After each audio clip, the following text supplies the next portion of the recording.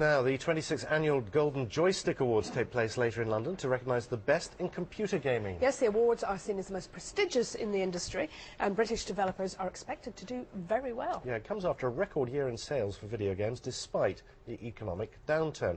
We talk now to the creative director of video games publisher Eidos, and that's Ian Livingston, who has an OBE for his contribution to the computer games industry. I mean, you were involved, I think, in Tomb Raiders, Lara Croft. Tomb Raider, Lara Croft, yes. Lara Croft's been a great British success story. You know, we sold over 30 million units of Tomb Raider worldwide. And, 30 million? Yes. And this is the point of this. I mean, it's such a huge industry. Yeah, people don't really understand that, you know, half the population now plays games, and not just kids locked away in bedrooms. The average age of a PlayStation user is 28. Young and old play games, male and females. It's a mass market entertainment industry. Is important culturally, socially and economically as music and film. We're just looking at pictures. I think it's Guitar Hero. Games like this, which a lot of people don't see normally, looking at these pictures are going to go, what on earth is this about? But what's required to make games like this, and do we have those skills?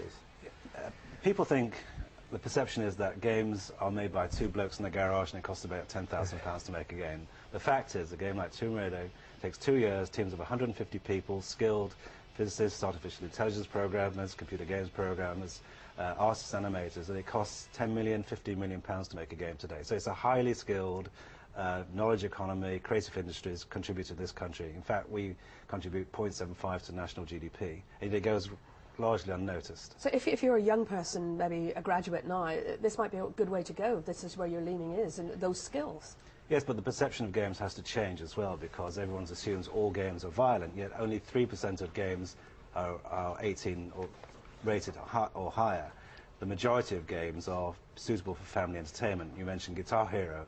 You know, it's engaging people, young and old, in a social environment. You're creating play, Wii Sports, Nintendo DS being marketed now by Girls Aloud. It's mainstream entertainment culture, and we have to get away from this sort of perception that games are just violent games. Judging the games industry on the back of one title is like judging the whole of the film industry on the back of Texas Chainsaw Massacre.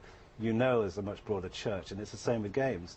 And games are, you know, the preferred entertainment of today's youth as well. Why is that, though? Are we not told now people should be getting out there and playing in the streets and playing sports rather than playing games? You have to have a balance in life. You know, games for me is a great way of learning. In fact, you learn about puzzle solving, problem solving, intuitive learning, choice and consequence, and they're actually more engaging than, say, TV or film because of their interactive nature.